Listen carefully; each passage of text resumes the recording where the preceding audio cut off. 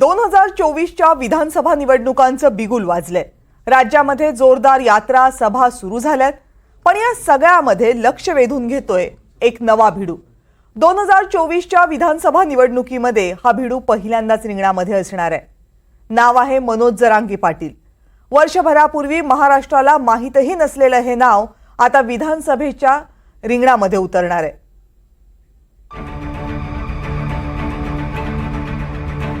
महायुती आणि महाविकास आघाडीचे सगळेच राजकीय पक्ष सध्या दौरे आणि यात्रांमध्ये गुंग आहेत, पण सगळ्यांच्या चेहऱ्यावर सध्या प्रचंड चिंता आहे। ही चिंता आहे मराठा मतांची।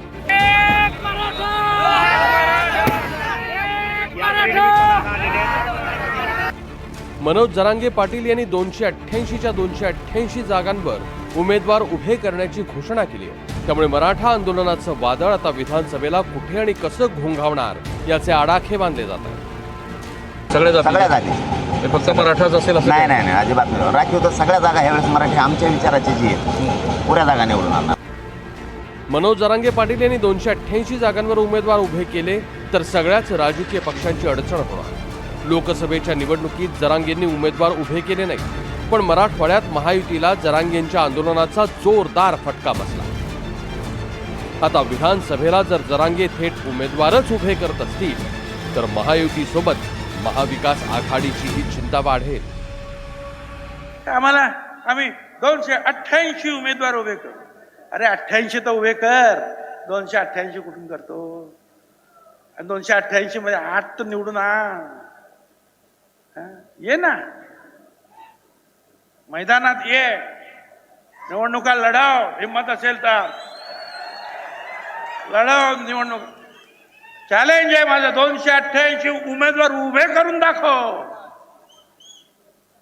मगाशी चांगलं सांगितलं एकाने, म्हणजे त्याला हेही माहिती नाही या 288 मध्ये राखीव जागा आहेत,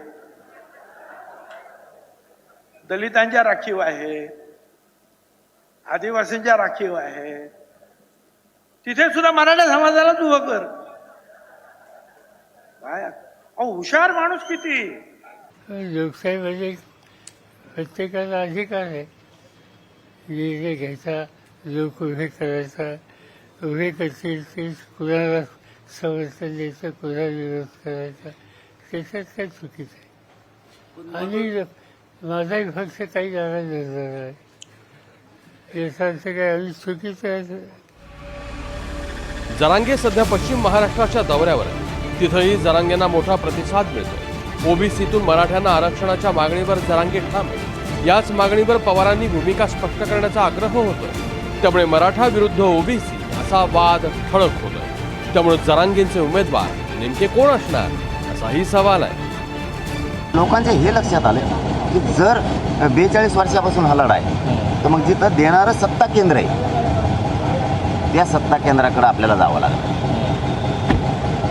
म्हणून हे लोकांनी ठरवलं आता की सामाजिक जरी लढा असला, सामाजिक न्यायासाठी सत्ता हस्तगत करावी लागणार आणि म्हणून सगळेच लोक एकत्र झाले आणि सगळा समाज सगळ्यांना आशा लागली। कोणी सुटणार नाही, आता महाविकास आघाडी सुटणार नाही, महायुती सुटणार नाही। आता 29ला ठरणार।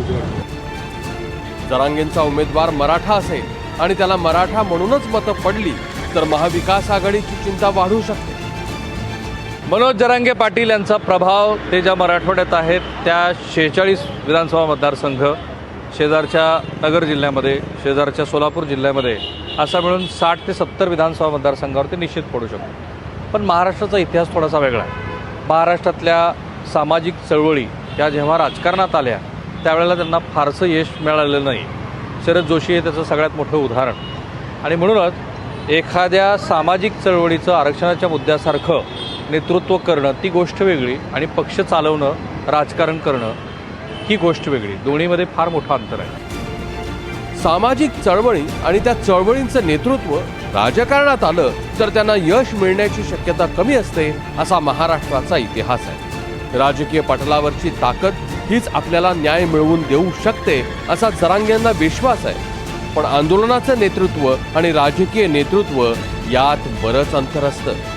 तेच अंतर जरांगे पार करू शकले तर राज्याच्या राजकारणात नवं नाव जोडलं जाईल, पण इतिहासाची पुनरावृत्ती झाली तर मत तर मात्र आंदोलनावरही त्याचा परिणाम होऊ शकतो. राहुल कुलकर्णी, NDTV मराठी.